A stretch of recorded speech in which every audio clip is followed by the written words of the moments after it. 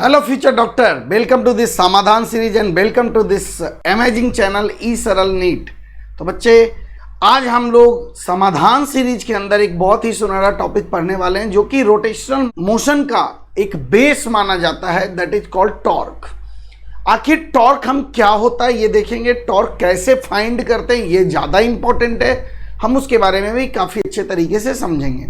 बच्चे, इस चैप्टर की अगर मैं बात करूँ तो इस चैप्टर में बच्चे रोटेशनल मोशन को इसलिए टफ समझते हैं क्योंकि उन्हें टॉर्क लेना आता ही नहीं है, वो टॉर्क लेना अच्छे से सीख ही नहीं पाते हैं कभी।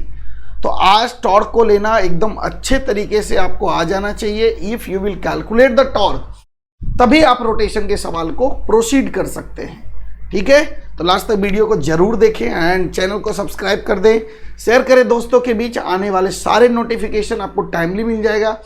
और बच्चे, मैं यही कहना चाहूँगा, ढेर सारा प्यार ई सरल नीट चैनल को देते रहें, क्योंकि ई सरल नीट आपके लिए रेगुलरली नीट का हर एक अपडेट को आपके पास पहुँचाता है। इससे हर एक एकेडमिक नॉन एकेडमिक वीडियोज़ को आपके पास पहुँचाता है जो कि आपके डॉक्टर बनने के सपने को साकार कर सकता है। तो चलें स्टार्ट करते हैं आज का टॉपिक, दैट इज टॉर्क। तो बच्चे, let me define myself first. पहले तो मुझे तो जानो। तो this is Satyam Kumar, I am BTech MTech from IIT Kharagpur. करीबन 5 से 6 साल से बच्चों को मैं फिजिक्स पढ़ाता आ रहा हूँ। चलिए स्टार्ट करते हैं विद द टॉर्क एनालिसिस। चलिए, तो बच्चे सबसे पहले टॉर्क कहते किसको हैं? तो रोटेशन का मेन रीजन फोर्स नहीं होता है। जैसा कि आप जाने थे कि force is the main cause of translation. Translation सिर्फ और सिर्फ फोर्स की वजह से होता है, लेकिन रोटेशन में ऐसा कुछ भी नहीं है। जैसे कि आप देख सकते हैं यहाँ पे, मान लीजिए मैं एफ फोर्स ऐसे लगा दिया तो ऑब्वियस सी बात है यहाँ पे एफ नेट की वैल्यू 0 है, but still it will rotate, ये रोटेट करेगा। और बच्चे, अगर इसी कन्फिग्रेशन को आप गौर से देखें तो अगर मैं यहाँ पे एफ लगा दिया तो यहाँ पे एफ नेट की वैल्यू 0 है, but still this is not rotating, ये रोटेट नहीं कर रहा है। तो इससे ये समझ में आता है यार कि फोर्स नेट का 0 होना हमें ये नहीं बताता है कि हाँ ये रोटेट नहीं कर पाएगा। तो हम फोर्स से रोटेशन को डिसाइड नहीं करते हैं। तो फोर्स से रोटेशन को जब डिसाइड नहीं कर पाते हैं तो we need some physical quantity जिससे हमें ये आइडिया लग सके कि आखिर वो ऑब्जेक्ट रोटेट करेगा या नहीं करेगा। तो that physical quantity is called torque. उसी फिजिकल क्वांटिटी का नाम क्या होता है बेटा? टॉर्क होता है। चलिए, तो torque of a force which is acting at a point about O point is defined as. अब देखिए यहाँ पे ए पे एक फोर्स लग रहा है, F force. This is the position vector of a point with respect to O point. तो टॉर्क वेक्टर क्या होता है बताइए? R vector cross force vector के बराबर होता है। ठीक है बच्चे, अगर मैं इसके मैग्नीट्यूड की बात करूं तो टॉर्क का मैग्नीट्यूड कितना हो जाएगा बताइए? Mod R mod F sine theta के बराबर हो जाएगा। तो बच्चे, एक बात मैं बता रहा हूं, टॉर्क है तो वेक्टर क्वांटिटी, बट जब भी हम नीट के क्वेश्चन को जनरली हम सॉल्व करते हैं ना, तो टॉर्क के मैग्नीट्यूड से ही हमें ज्यादातर मतलब होता है। तो that is mod R mod F sine theta. अगर ना हो, अगर इसको गौर से अगर आप देखें तो mod F mod r sine theta के बराबर है। ये मॉड आर साइन थीटा एक बहुत बड़ी चीज को मुझे बताता है। क्या बताता है देखिए, तो ये लाइन के एलोंग फोर्स लग रहा है, आप देख रहे होंगे इस लाइन के एलोंग फोर्स लग रहा है। तो बच्चे, यहां से अगर परपेंडिकुलर डिस्टेंस ड्रॉ कर दें तो ये एंगल आप जानते हो थीटा अगर है तो ये एंगल भी थीटा हो जाएगा, एंड अगर ये मॉड आर है तो ये distance mod r sine theta हो जाएगा। सिंपल सी ट्रिगोनोमेट्री है, इसमें कोई रॉकेट साइंस तो है नहीं। तो यानी कि आज के बाद हम इस हाइट को अगर मैं h बोल दूं तो आज के बाद टॉर्क का मैग्नीट्यूड के लिए मुझे क्रॉस प्रोडक्ट का चक्कर ही खत्म हो जाएगा, फोर्स इंटू h बोल देंगे डायरेक्ट, क्योंकि r sine theta become h। तो बच्चे, आज से हम टॉर्क को इस मैनर में ध्यान रखेंगे कि if there is a force acting तो उसके लाइन को ड्रॉ करेंगे, that is called line of force. जिस लाइन के अलोंग फोर्स लगता है उसको हम बोलते हैं लाइन ऑफ फोर्स। तो लाइन ऑफ फोर्स पे एक्सिस से जिसके अबाउट आप टॉर्क निकाल रहे हो वहां से परपेंडिकुलर ड्रॉ कर दो। तो ये परपेंडिकुलर डिस्टेंस की वैल्यू मान लीजिए अगर h आता है तो उस फोर्स का टॉर्क क्या हो जाएगा, F इंटू एच के बराबर हो जाएगा, है ना बच्चे। तो यहाँ पे आपका थीटा का महत्व ही खत्म हो जाता है ना। तो आप इस फॉर्मेट में टॉर्क का मैग्नीट्यूड निकाल सकते हैं। नाउ बच्चों का सवाल होता है कि सर टॉर्क का डायरेक्शन का क्या। तो बच्चे सिर्फ ये याद रखें कि टॉर्क का डायरेक्शन हमें एक्सिस ऑफ रोटेशन देता है। Direction of the torque is always along the axis of rotation, that's it. इससे ज़्यादा टॉर्क के डायरेक्शन से हमें कोई सिग्निफिकेंस यहाँ पे नहीं मिलता है। यहाँ पे हम टॉर्क का हमेशा और हमेशा मैग्नीट्यूड ही निकालेंगे। चलिए, वेरी गुड। तो आगे बढ़ते हैं।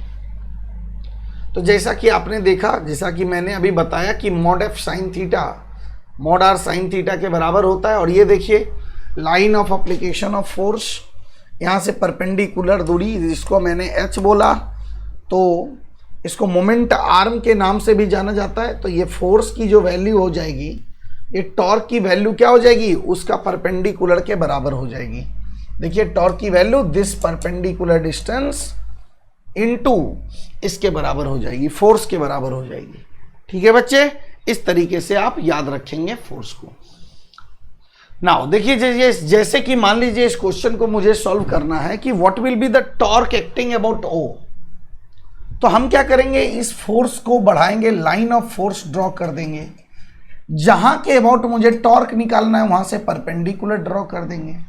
ये परपेंडिकुलर को कैलकुलेट करने के लिए सफिशिएंट डाटा दिया हुआ रहता है। अगर ये मान लीजिए 37 डिग्री है तो ये एंगल भी 37 डिग्री हो जाएगा। तो बच्चे ये अगर 10 है तो अब जाहिर सी बात है कि ये वाला वैल्यू कितना हो जाएगा, जल्दी से बता दो। ये वाला वैल्यू हो जाएगा 6 मीटर के बराबर। इस ट्रायंगल में अगर मैं ट्रिगोनोमेट्री लगाऊं तो ठीक है पक्का।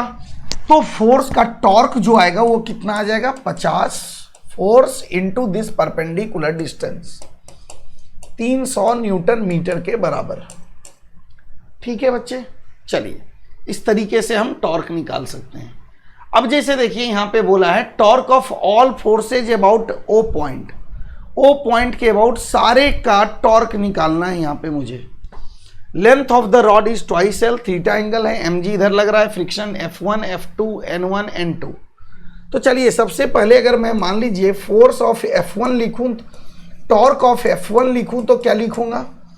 तो आप देख रहे होंगे F1 is crossing through O point, इसलिए उसके अबाउट टॉर्क की वैल्यू 0 हो जाएगी।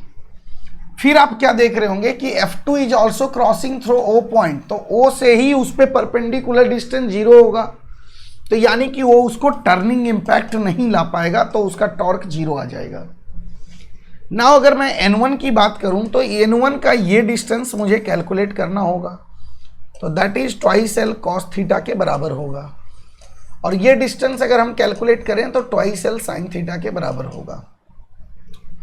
तो बच्चे टॉर्क ऑफ N1 अगर मैं कैलकुलेट करूं तो क्या आएगा, जल्दी से बताइए। लाइन ऑफ फोर्स, यहां से परपेंडिकुलर डिस्टेंस, तो N1 into twice L cos theta के बराबर। टॉर्क ऑफ N2 मैं कैलकुलेट करूं तो क्या आएगा बताइए, N2 into twice L sine theta के बराबर, क्योंकि यहां पे परपेंडिकुलर डिस्टेंस ये है। mg का टॉर्क की अगर मैं बात करूं तो देखो mg यहां पे लग रहा होगा। तो अगर ये वाला लेंथ l है तो ये वाला टोटल लेंथ कितना हो गया बताइए, l cos थीटा। तो total twice l cos theta था, तो यहां से यहां तक की दूरी कितनी हो गई, l cos थीटा के बराबर। तो बच्चे mg का जो टॉर्क आएगा वो कितना हो जाएगा बताइए, mg into l cos theta के बराबर। ठीक है पक्का। तो इस तरीके से हम सारे का टॉर्क निकाल सकते हैं, है ना बच्चे। तो इस तरीके से आप टॉर्क निकाले। बट अगर मान लीजिए मुझे नेट टॉर्क लिखने के लिए बोल दिया तो हम क्या करेंगे। तो देखिए अब घुमाने की इन दोनों की तो 0 हो गई। हर किसी का घुमाने की टेंडेंसी अलग अलग है। जिसे N1 O के अबाउट इधर क्लॉकवाइज में घुमा रहा है, तो मान लीजिए क्लॉकवाइज को N2 क्लॉकवाइज में घुमा रहा है।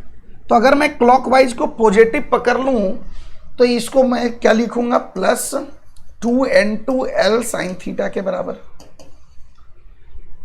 N1 इसको इस पॉइंट के अबाउट एंटी क्लॉकवाइज में घुमा रहा है, तो इसके टॉर्क को मैं निगेटिव लिखूंगा, तो इसके टॉर्क की वैल्यू आ जाएगा -2n1 L cos थीटा के बराबर।